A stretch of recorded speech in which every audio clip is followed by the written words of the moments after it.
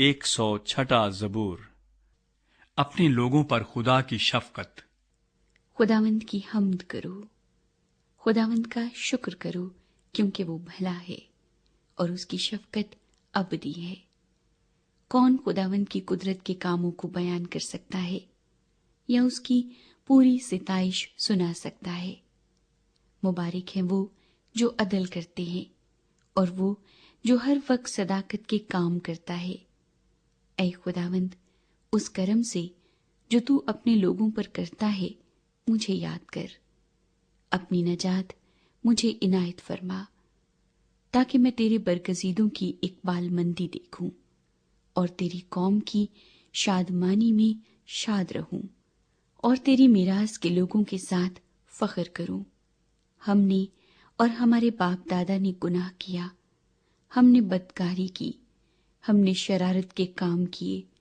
ہمارے باپ دادا مصر میں تیرے عجائب نہ سمجھے، انہوں نے تیری شفقت کی کثرت کو یاد نہ کیا، بلکہ سمندر پر یعنی بحر کلثم پر باقی ہوئے۔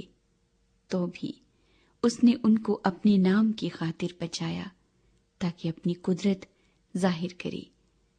اس نے بحر کلثم کو ڈانٹا اور وہ سوکھ گیا، وہ ان کو گہراؤں میں سے ایسے نکال لے گیا جیسے بیابان میں سے، اور اس نے ان کو عداوت رکھنے والے کے ہاتھ سے بچایا اور دشمن کے ہاتھ سے چھڑایا۔ سمندر نے ان کے مخالفوں کو چھپا لیا، ان میں سے ایک بھی نہ بچا۔ تب انہوں نے اس کے قول کا یقین کیا اور اس کی مدح سرائی کرنے لگے۔ پھر وہ جلد اس کے کاموں کو بھول گئے اور اس کی مشورت کا انتظار نہ کیا، بلکہ بیابان میں بڑی حرص کی اور صحرا میں خدا کو آزمایا۔ سو اس نے ان کی مراد تو پوری کر دی، پر ان کی جان کو سکھا دیا۔ انہوں نے خیمہ گاہ میں موسیٰ پر اور خداوند کے مقدس مرد ہارون پر حسد کیا۔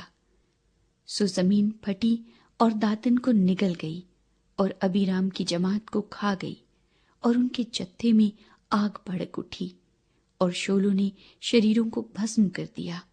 انہوں نے حورب میں ایک بچھڑا بنایا اور ڈھالی ہوئی مورت کو سجدہ کیا۔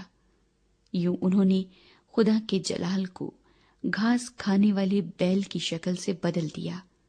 وہ اپنے منجی خدا کو بھول گئے، جس نے مصر میں بڑے بڑے کام کیے اور حام کی سرزمین میں عجائب اور بحر کلثم پر دہشت انگیز کام کیے۔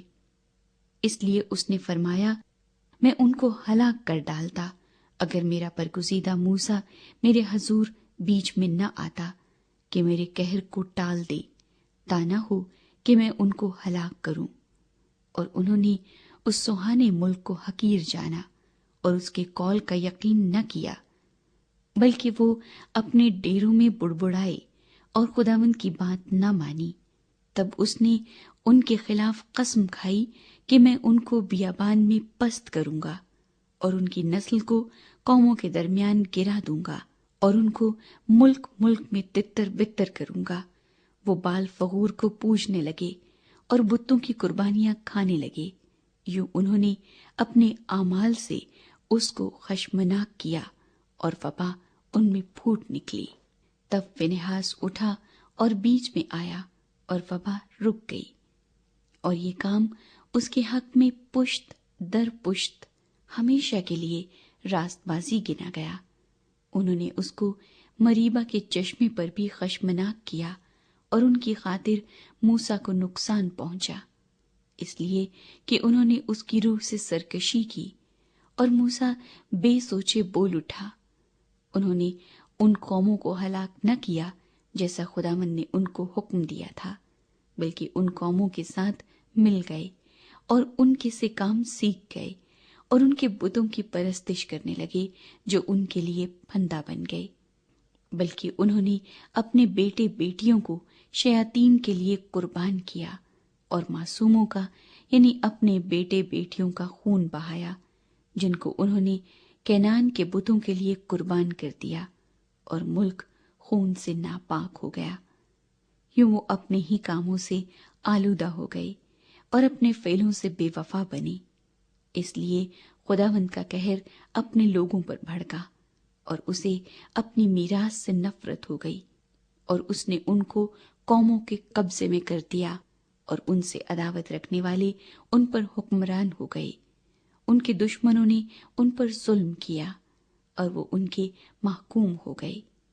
اس نے تو بارہا ان کو چھڑایا، لیکن ان کا مشورہ باغیانہ ہی رہا، اور وہ اپنی بدکاری کے باعث پست ہو گئے۔ تو بھی جب اس نے ان کی فریاد سنی تو ان کے دکھ پر نظر کی، اور اس نے ان کے حق میں اپنے عہد کو یاد کیا اور اپنی شفقت کی کثرت کے مطابق ترس کھایا۔ اس نے ان کو اسیر کرنے والوں کے دل میں ان کے لیے رحم ڈالا۔ اے خداوند ہمارے خدا، ہم کو بچا لے اور ہم کو قوموں میں سے اکٹھا کر لے، تاکہ ہم تیرے قدوس نام کا شکر کریں اور للکارتے ہوئے تیری ستائش کریں۔ خداوند اسرائیل کا خدا ازل سے ابد تک مبارک ہو۔ اور ساری قوم کہے آمین۔ خداوند کی حمد کرو۔